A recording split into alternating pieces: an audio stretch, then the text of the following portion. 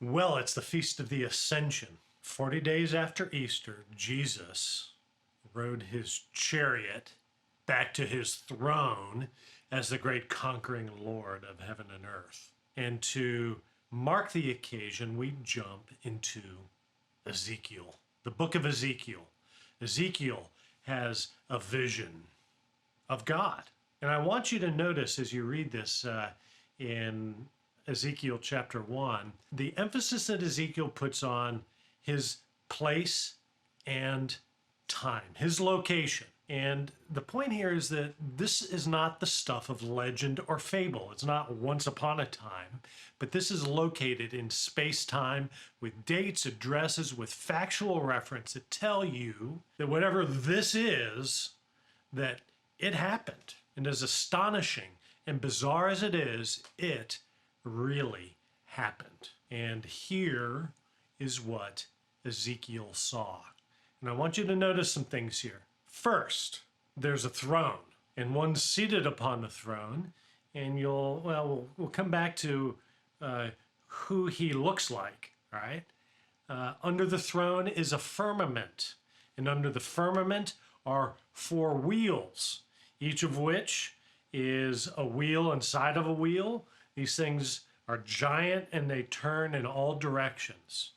And with each wheel is a living creature. And the 4 living creatures with their 4 wheels comprise a chariot. This is how God gets about.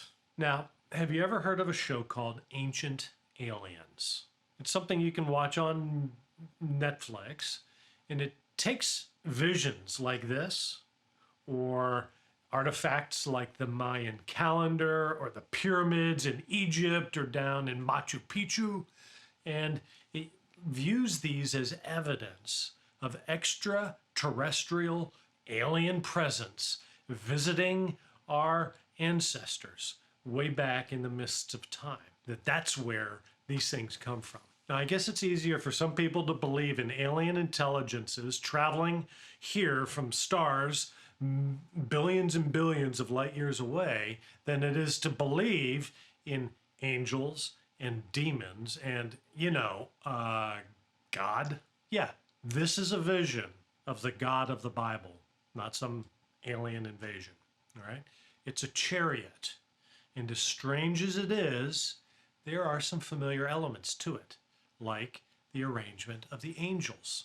Of course, we've seen these guys also in the book of Revelation, and their role relative to God's throne is they uphold God's throne, which is very similar to the depiction of the mercy seat on the Ark of the Covenant in the Holy of Holies. The cherubs that cover the ark comprise the throne of God. So the angelic beings are upholding God's throne, in contrast to Lucifer, who sought to seize the throne. Now, it's thought that Lucifer was perhaps one of those living creatures, and he got the idea that he could have the throne rather than hold the throne.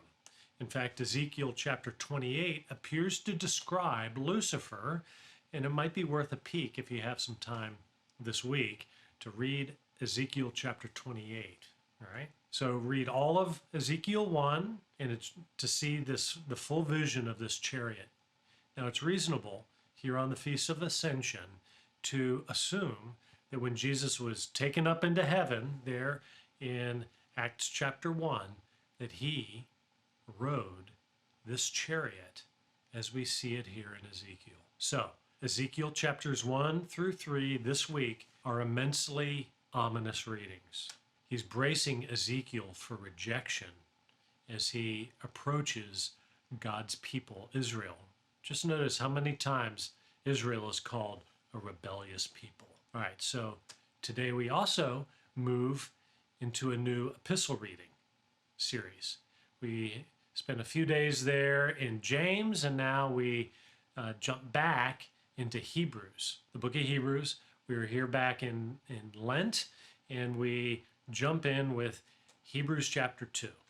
So when you see Ezekiel's vision of God's chariot borne aloft by those formidable cherubim, you realize that angels aren't cherubs, right?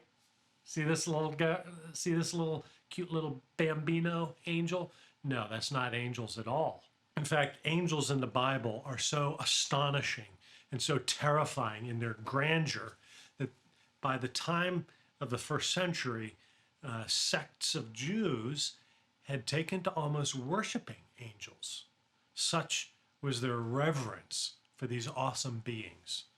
But the Hebrews writer here puts angels in context for us in chapter 2, all right?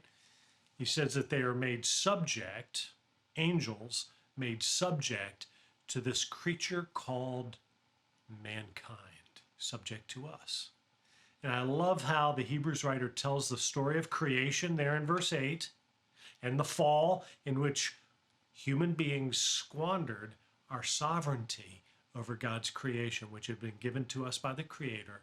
And then in verse 9, we jump immediately to Jesus. We see him crowned, and here's a close-up of that figure upon the throne. Here's Jesus enthroned in glory, riding the chariot, probably in his ascension, yeah? But first he suffered. He was glorified on the cross. Now, one of the things I most love about the book of Hebrews is its vivid emphasis on Jesus's humanity. How he climbed off of that throne, how he got out of his chariot, how he came to live as one of us, to die as one of us, to suffer, to be tempted in every way as we are. Wow. Nowhere else but the book of Hebrews do we have such a strong and vivid emphasis on that point. So what is Jesus accomplishing by his humanity? I hope that in the next few days, as you read these Hebrew passages, that you'll do this little exercise. Read them carefully, parse the passages, identifying each aspect of Jesus' humanity and the effect that it has on the rest of humanity in the world, all right? Write them down with the relevant little verse number there, with a phrase from the Hebrews writer, and then take a few minutes on each one and prayerfully consider how it affects you, okay? Put yourself in there and let that impact sink into your heart a bit so that you can kind of feel it, right? All right, so engage yourself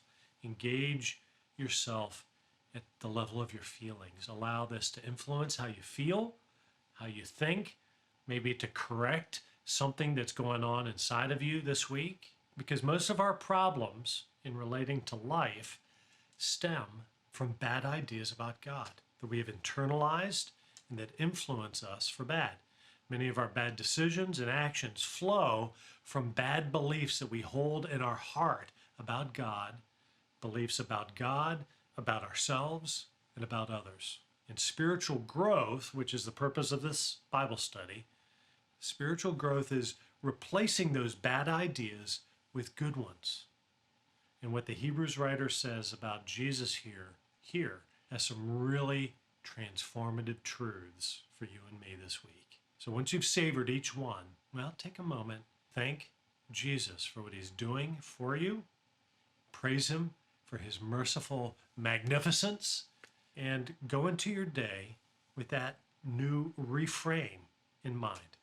Okay, friends, that's another week of the Daily Office. I'm so glad you're joining us, and I'll see you in church on Sunday, and we'll be right back here in my office next Monday. Till then, God bless you.